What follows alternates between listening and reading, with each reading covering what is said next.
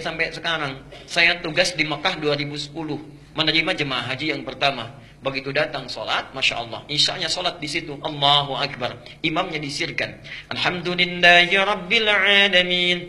Imamnya Muhammadiyah sendiri. Masya Allah. Begitu sholat subuh, imamnya nggak kunut. Lengkap sudah itu. Apa saya bilang kan semalam Muhammadiyah kan yang nggak kunut. Padahal nggak ada Muhammadiyah, nggak ada NU dari zaman Nabi, Masya Allah. Dan yang paling hebat, dua pendiri ormas besar itu bersaudara dan belajarnya sama-sama. Sama-sama berangkatnya bareng, satu nasab yang sama, belajar di satu guru yang sama, kembali yang sama, punya misi yang berbeda. Yuk kita buktikan. Saya agak panjangin sebentar nih ya.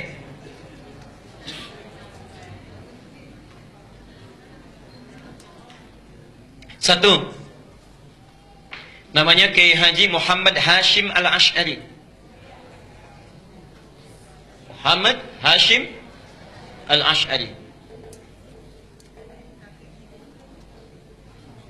Kemudian nanti mendirikan Nahdlatul Ulama tanggal 31 Januari tahun 1926. Kedua, siapa namanya? Kiai Haji Ahmad Dahlan. Sebetulnya bukan nama asli, nama aslinya Muhammad Darwish. Muhammad Darwish. Cuma nanti saat pergi ke Mekah, keduanya ini oleh gurunya Muhammad Darwish diganti nama menjadi Ahmad Dahlan. Ahmad Dahlan mendirikan Muhammadiyah tanggal 18 November tahun 1912. Nah, pertama, dua-duanya ini bersaudara.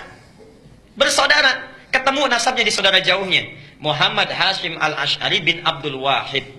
Bin Abdul Wahid. Bin Abdul Halim. Abdul Halim nama aslinya Pangeran Bernawa. Pangeran Benawa. Bin Abdurrahman. Abdurrahman nama aslinya Sultan Hadiwijaya. Dikenal dengan Joko Tingkir. Bin Abdul Fattah. Bin Abdul Aziz. Bin Abdullah. Bin Maulana Ishaq. Siapa Maulana Ishaq itu? Bapaknya Raden Ainul Yakin yang dikenal dengan Sunan Giri. Bertemulah nasabnya di Maulana Ishaq.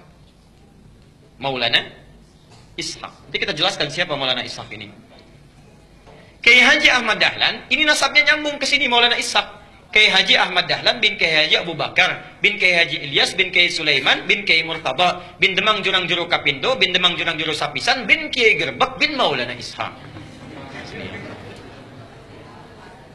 Maulana Ishaq. Bertemu di sini. Ya. Siapa Maulana Ishaq ini? Adalah satu dari dua anaknya Syekh Ahmad Jumadil Kubra yang membawa Islam, asalnya dari Mesir, datang dengan 8 orang temannya atas perintah dari kekhilafahan Turki supaya datang ke Nusantara memberikan nilai-nilai Islam. Namanya Ahmad Jumadil Kubra. Punya 2 orang anak, satu Maulana Ishaq, yang kedua Syarif Abdullah. Syarif Abdullah. Maulana Ishaq ini nanti yang akan melahirkan 2 keturunan ini. Syarif Abdullah ini tinggalnya di Mesir, tidak ikut ke Nusantara. Tapi nanti pada tahun sekitaran awal abad ke-15 akan bertemu dengan seorang perempuan luar biasa yang sudah masuk Islam, anaknya Prabu Siliwangi. Prabu Siliwangi itu siapa? Nama aslinya Pamenah Rasa. Pamenah Rasa punya kekuasaan yang luar biasa, luas ya. Kalau dari Cirebon batas Jawa Tengah sampai dengan ke ujung wilayah Banten, ibu kotanya di Bogor. Dulu namanya Pamenah Rasa. Pamenah Rasa ini dulu inspeksi datang ke wilayah Subang pada masa itu sampai dengan ke Karawang. Di Karawang itulah bertemu dengan seorang perempuan yang bersih luar biasa, cantik, taat, sedang baca Quran. Muridnya Syekh Hasanuddin. Syekh Hasanuddin itu karena dulu menimba ilmu Qurannya di Mekah, dikenal dengan Ummul Qura, maka disebut dengan Syekh Qura. Syekh Qura. Siapa perempuan ini? Namanya Nyai Subang Larang. Nyai Subang Larang. Jatuh cinta dengan Nyai Subang Larang, menikahlah dengan beliau ini. Setelah menikah, pada tahun 1423, memiliki keturunan pertama laki-laki, diberi nama dengan Walang Sungsang. Walang Sungsang. 1426 punya anak yang kedua, perempuan, diberi nama Nyai Rara Santang. Rara Santang. 1427 lahir anak yang ketiga, diberi nama dengan Raja Sengara. Raja Sengara. Nah, kakak ini, 2 kakaknya, Walang Sungsang dengan Rara Santang, kemudian muncul satu masa ingin berhaji. Datanglah ke kota Mekah. Ya. Kemudian mereka datang ke Mekah setelah menunaikan ibadah haji, berganti nama. Ini Walang Sungsang menjadi Ki Abdullah Iman. Kan yang ini ya, Abdullah Iman namanya. Gelarnya Ki Samadullah. Gelarnya Ki Samadullah, Kiai Samadullah. Samadullah. Ini Rara Santang berganti nama menjadi Syarifah Mudaim. Syarifah Mudaim. Saat akan pulang di jalan bertemu dengan Syarif Abdullah. Syarif Abdullah langsung meminang Syarifah Mudaim untuk dijadikan istrinya. Menikahlah kedua orang ini, lantas berangkat ke Mesir. Di Mesir kemudian mereka menyatu, bersama-sama berumah tangga, melahirkan seorang anak namanya Syarif Hidayatullah.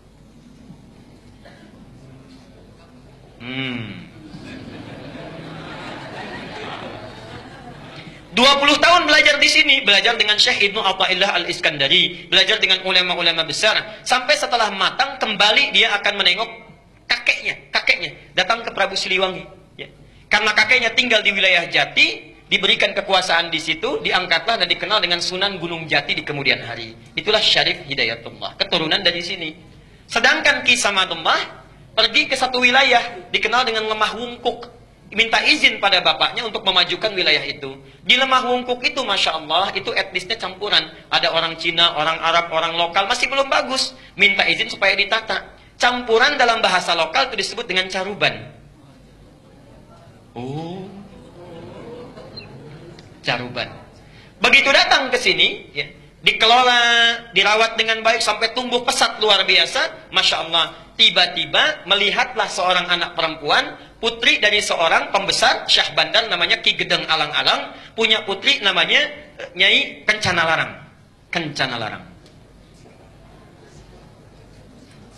Ya. Menikah dengan Kencana Larang. Setelah menikah, untuk mengabadikan namanya maka disebut dengan Caruban Larang, Caruban Larang, Caruban Larang. Lisan orang sana menyebut Caruban, Caruban, Caruban, berubah sekarang menjadi Cirebon, Cirebon, Cirebon, Cirebon. Nah, muncul Cirebon. Ibunya Nyai Subang Larang sudah lama berumah tangga, ingin menengok. Di perjalanan lewat di satu daerah, ajalnya tiba, meninggallah di situ. Untuk mengenang sampai sekarang disebut dengan daerah Subang. Orang Subang belum tentu tahu itu. Nah, ya.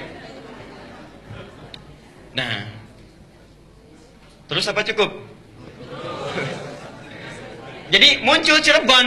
Nah, karena Cirebon sudah maju, maka kemudian diangkatlah, diberi gelar oleh Prabu Siliwangi, diberi gelar namanya Mangkubumi. Ya, Mangkubumi. Ini pertama gelar ini. Mangkubumi itu artinya khalifah fil ard. Al-Baqarah ayat ke-30. Wa idz qala rabbuka lil malaikati inni ja'ilun fil ardi khalifah. Fil ardi itu bumi. Khalifah, mangku, yang merawat, memangku bumi. Jadi gelar mangku bumi itu sama dengan khalifah. Jadi salah total kalau mengganti gelar khalifah menjadi mangku bumi. Sami mawon.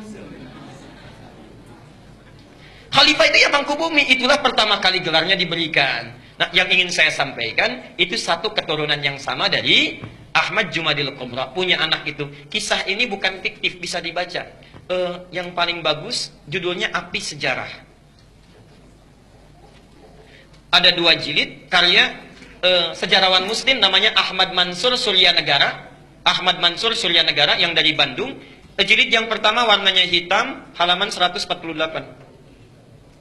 Itu dimulai di situ kisahnya. Yang punya bukunya silahkan. Nah, apa hubungannya dengan yang paling atas? Kiai Haji Ahmad Dahlan, Kiai Haji Muhammad Hashim Asy'ari, itu berangkatnya bareng, satu keturunan, berangkat bareng. Di Mekah itu berguru pada seorang ulama besar, alim luar biasa dari Minangkabau, namanya Syekh Ahmad Khatib Al-Minangkabawi.